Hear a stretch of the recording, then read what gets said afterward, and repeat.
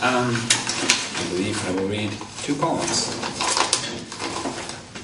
This is the most recent iteration, the one that is now called Wheelbarrow.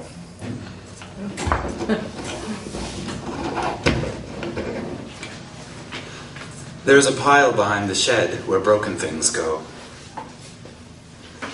The knees the man falls to are glass. They may have cracked. He won't know until he moves. 2 knuckles went 2 years ago. No dent in the shed and a ring finger ruined.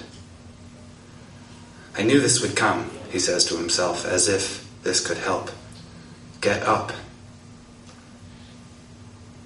His palms have sanded the handles of the newly broken wheelbarrow. On his knees he holds them. They are so smooth now, smooth and cool. He lets them go, and his arms suddenly end with his hands. Last year he stopped painting it. Despite the crack deepening down its front and the dust sifting from its belly, he didn't let up. 80 pounds of manure, over and over again. Turnips and carrots and cabbages and potatoes and corn and 5 cords of wood. Should he have filled it with begonias and set it out among the flowers? Get up. Should he have taken it for short strolls like an old dog? The dog. The dog wound down like a clock. The vets had said it was the kindest thing. He came home gutted, stunned, and later he saw the shed and punched it. He tightens his teeth and levels his eyes on the stone set in the lawn at one corner of the hedge. He gets up, his knees hold.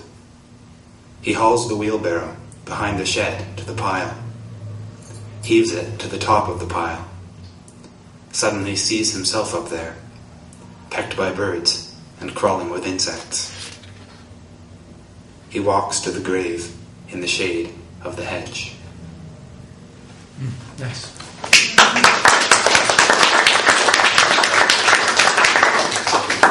And to end on a slightly lighter note, this is one that I read over and over again and have a little fondness for. Its current name is Harnessed. I wanted to enter its field, to harness it, to wrap my arms around its ridiculous barrel and make it mine. I wanted it to follow me home, to devour my hedges, to eat branches from my hand like some great humus horse.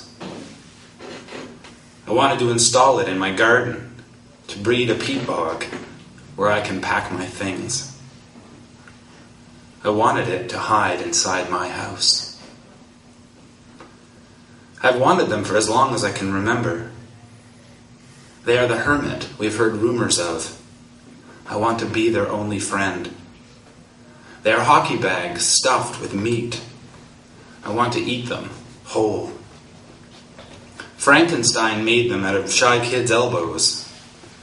I want to bring them out of their gangly shells, though just a little. I want my neighbors to say, "That's the moose guy." But he snuffled. She shook her head against the flies. He turned his head toward the alder shadows. She disappeared and left me. Here, moose.